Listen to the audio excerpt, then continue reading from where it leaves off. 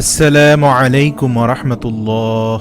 সুপ্রিয় আলোর পথের দর্শক মণ্ডলী, আশা করি মহান আল্লাহ রাব্বুল আলামিনের অশেষ মেহেরবানি ও দয়ায় আপনারা সবাই ভালো আছেন। প্রিয় দর্শক, মানুষের চাওয়া পাওয়ার শেষ নেই।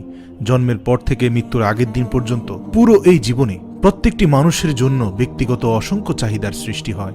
এর জন্য রব্বুল আলামিন বলেছেন, তোমরা আমার কাছে চাও, আমি তোমাদের ডাকে সাড়া দিব। আবার আল্লাহ রাব্বুল আলামিন অতি লোভীদের উদ্দেশ্যে নিজেই পবিত্র কোরআনে বলে দিয়েছেন, আলহাকুমুত তাকাসুর হাত্তা যুরতুমুল মাকাবির, অর্থাৎ তোমরা বেশি বেশি চাওয়া তোমাদেরকে কবর পর্যন্ত নিয়ে যাচ্ছে।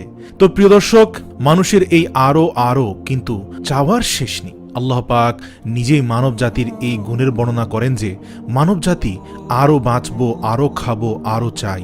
অর্থাৎ আপনার যদি একতলা বাড়ি থাকে, আপনি চিন্তা করবেন যে আমি 2 তলা বাড়ি কবে করব। আপনার যদি 4 তলা বাড়ি থাকে, তাহলে আপনার মাথায় ঘুরবে আমি 5 তলাটা কবে কমপ্লিট করব। কিন্তু এই চাওয়ার শেষ হবে না। এ বিষয়ে রাসূল সাল্লাল্লাহু আলাইহি ওয়াসাল্লাম বলেছেন, আদম সন্তানের পেট হচ্ছে পৃথিবীর সবচেয়ে গভীর গর্ত। এই আদম সন্তানকে 1 পৃথিবী পরিমাণ স্বর্ণমুদ্রা দেওয়ার পরে যদি বলা হয় তুমি কি আর কিছু চাও, তখন সে বলবে, হে রব, দেওয়ার মতো আর কিছু আছে কি? জেনে রেখো, আদম সন্তানের পেট শুধু মাটি দ্বারাই ভরবে। এটা সত্য, মানুষ কবরে যাওয়ার পরে তার চাহিদার শেষ হয়। দুনিয়াতে যতদিন বেঁচে থাকে চাহিদার কোনো শেষ নেই, একমাত্র আল্লাহওয়ালা ছাড়া। এভাবে মানুষের চাহিদা আজীবন চলতে থাকে। তবে কিছু লোক আছে, তারা অতি দরকার জিনিসটাই শুধুমাত্র রব্বুল আলামিনের কাছে চায়। যেটার জরুরত, তার প্রয়োজন, সেটাই সে রব্বুল আলামিনের কাছে চায়। সে ভোগ বিলাসে মত্ত হয়ে ওঠে না। প্রিয় দর্শক, রব্বুল আলামিন দুনিয়াবি আখিরাতের যে কোনো ধরনের চাওয়ার জন্য তার মুখাপেক্ষী হওয়ার উপদেশ দিয়েছেন। রাসূল সাল্লাল্লাহু আলাইহি ওয়াসাল্লাম বলে গিয়েছেন, তোমরা শুধুমাত্র আল্লাহ রাব্বুল আলামিনের কাছেই চাও।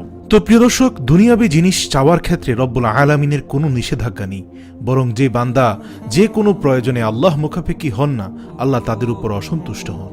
আল্লাহ রাব্বুল আলামিন অত্যন্ত পছন্দ করেন যে বান্দা দুনিয়াবি অথবা আখিরাতের যে কোনো ধরনের চাওয়া পাওয়ার ক্ষেত্রে আল্লাহমুখী হোক।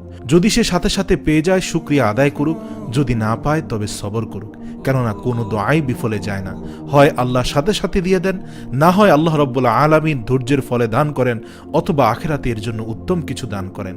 সর্বমুহূর্তে মনে রাখতে হবে, রব্বুল আলামিন যে সিদ্ধান্ত নেন সেটি সঠিক এবং সেটি আমাদের জন্য কল্যাণকর। তো প্রিয় দর্শক, আসুন আমরা আল্লাহর দরবারে চাই এবং সম্পদের মালিক হই। প্রিয় দর্শক, আল্লাহ এমনটি বলেননি যে তোমরা আমার কাছে চাও, আমি তোমাদের দিব না, বা তোমরা গরিব হয়ে যাবে।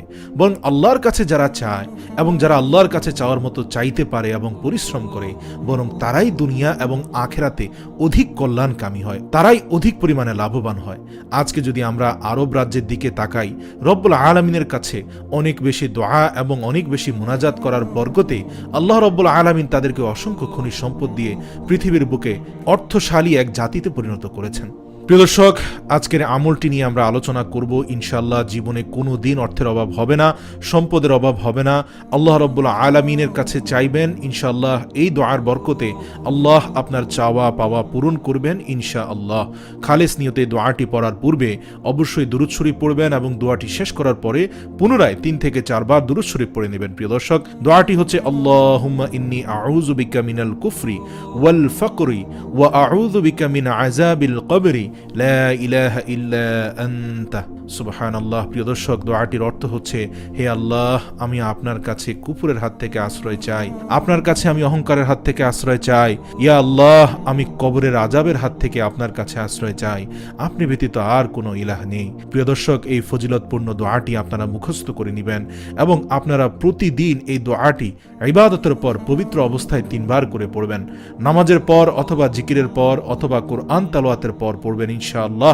দেখবেন কিছুদিনের মধ্যে আপনার অভাব দূর হয়ে গিয়েছে ইনশাআল্লাহ। আপনি অর্থের মালিক হয়ে গিয়েছেন, সম্পদের মালিক হয়ে গিয়েছেন। আপনার মনের যে নেক আশা ছিল তা আল্লাহ রাব্বুল আলামিন পূরণ করে দিয়েছেন। মনে রাখবেন, একমাত্র তিনিই পূরণ করার মালিক, তিনিই আশা কবুল করে থাকেন। প্রিয় দর্শক, আমরা আল্লাহর কাছে চাইব, নিজে পরিশ্রম করব এবং আল্লাহর উপর পরিপূর্ণ আস্থা রাখব। ইনশাআল্লাহ তিনি আমাদের সকল হাজত পূরণ করে দিবেন।